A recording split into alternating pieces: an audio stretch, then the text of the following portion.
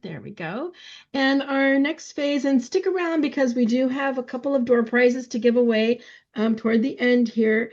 Excuse me, but we do want to have a short transition story with Kaile Swan.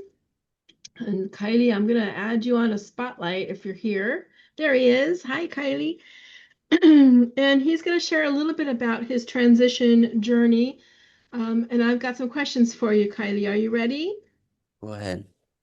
Okay, and then afterwards, we're going to have some more Q&A with our panel. So if you have other questions, please continue to keep dropping those in the chat, okay? So Kaile, can you tell us a little bit about yourself, your name, where you live, where you went to school on Oahu, and where you work? My name is Kaile Swan. I live in Eva Beach. I graduated from Marysville Pilchuck High School in Washington State. Then my family moved to Hawaii.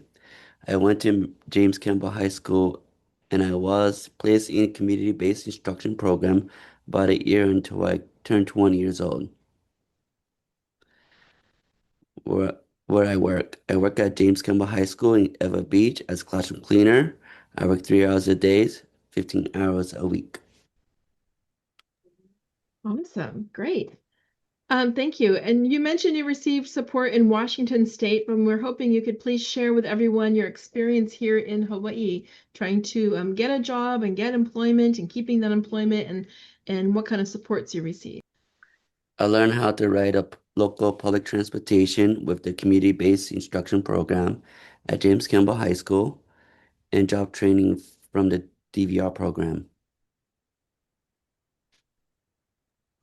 Thank you. And did you receive any transition support from the Department of Education when you moved here?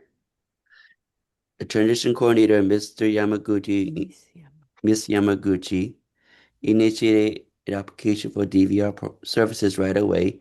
We didn't know that I had exited the special education program at age 20 in Hawaii, so we had to speed up the process to find out what kind of option I have for post-high school programs. Awesome. And what employment training opportunities did you have while you attended school here in Hawaii? Did you volunteer? Did you do work-based, work paid experience through the DOE and DVR? Through DVR training, I learned how to prepare for job interviews. They also taught me how to have good hygiene, how to dress, how to behave appropriately. I work at a Taco Bell for a job training program during school hour, DVR stipend. I had a job coach with me and learned how to prepare food such as putting tortilla chips in a bag and salsa in a cup, etc. Yummy. I'm getting hungry. It's getting towards lunchtime here. That sounds good. Can you share with us how you got the job that you have now, working With as a classroom assistance, cleaner? Wait. with the assistance from Abilities Unlimited job-based pro provider program from DVR, they first found me a job at Eva Mackay Middle School and had a job coach from Abilities Unlimited.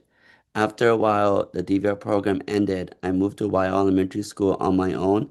Now I work at James Campbell High School, which is closer to my house. So it's nice to work where closer to where you live and not have to do that big commute. And do you currently receive help when you're at work? I receive help from Individual Employment Support, Hawaii Behavioral Health as a DDD waiver service provider agency, and they provide me with a job coach. I have had the same job coach almost 5 years. She came to my worksite every day and shadowed me since I need a lot of reminders to stay on task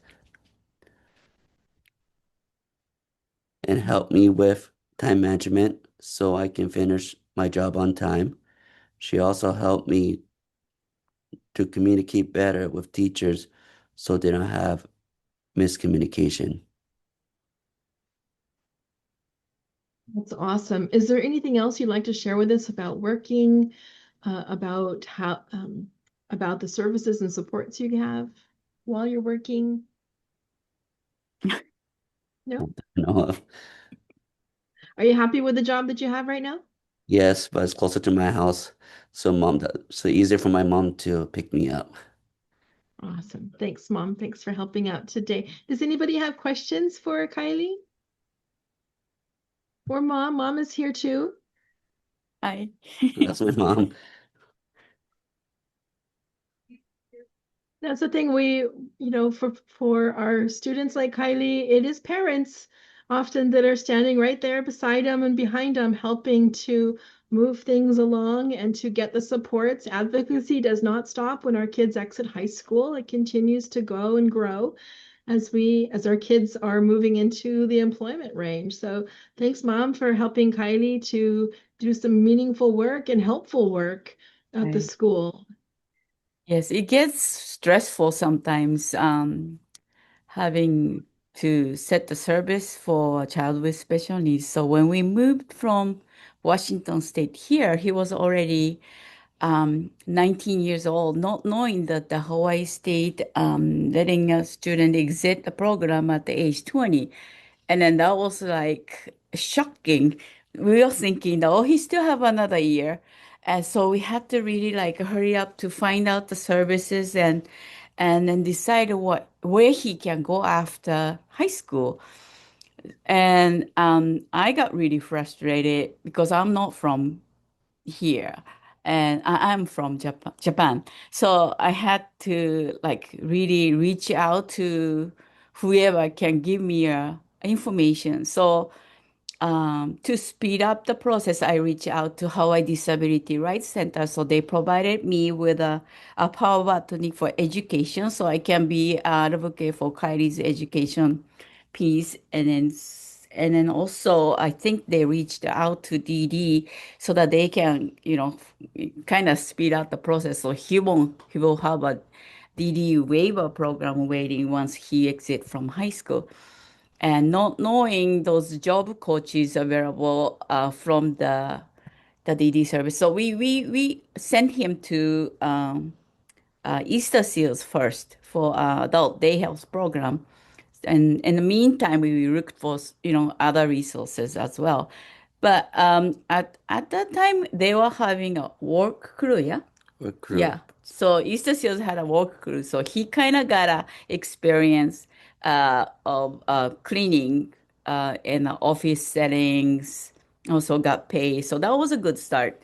In the meantime, I looked for other resources, so it was a good transition, I think. Also, DOE, I asked them to um, go site checking. So the CBI program provided him with the EA to go to the Easter Seals to just to get to know the site and how he can get there by the bus, and then meeting the new uh, you know um, staff member there. So that was also nice to get program going when he exited from high school. Yeah, a lot of learning for me too.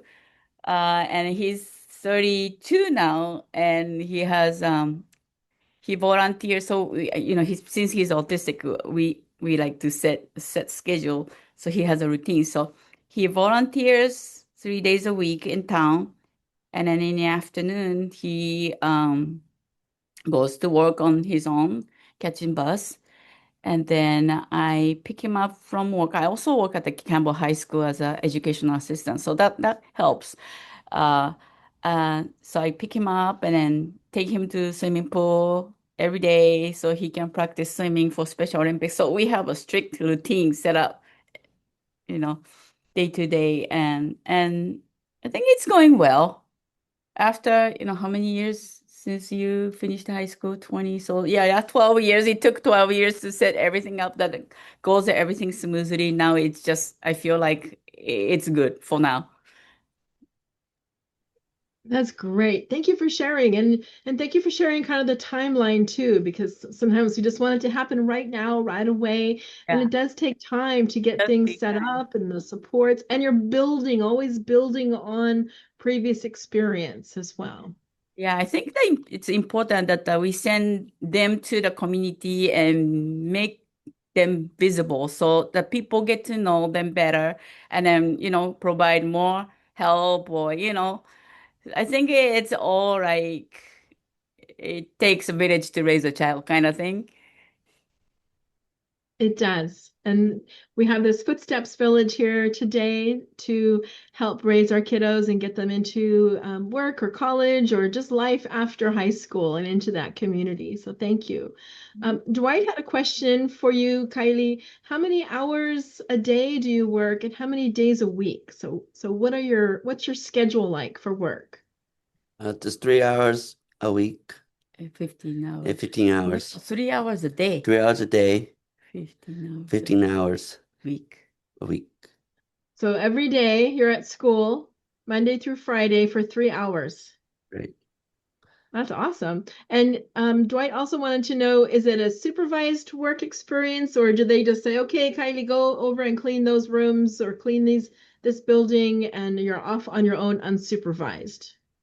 It, You it have job coach. I have job coach, but as my supervisor, because Campbell's kind of big school, but we don't know how many is it set room. Yeah. So when we are short staff, Yeah. then he has to clean extra rooms or he has to cover other areas. So it just depends. It depends. Yeah. Yeah. But then It's hard he'll have a job coach from Hawaii Behavioral Health.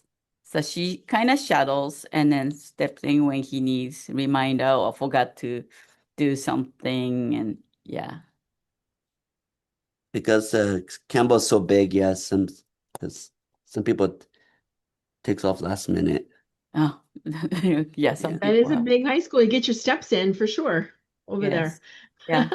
I mean, All working right. there helps too, you know. If the job coach has something and it cannot show up, then I go check on him and yeah, or talk to the teachers who he has to clean those rooms and just let them know or let her know that, you know, he has a special needs. He cannot stay focused sometimes. So, you know, talk to him, no beat around the bushes. Hey, Kylie, you forgot to pick up the trash, or you need to check the pencil sharpener, or, you know, things like that. So because, you know, they don't see him as disabled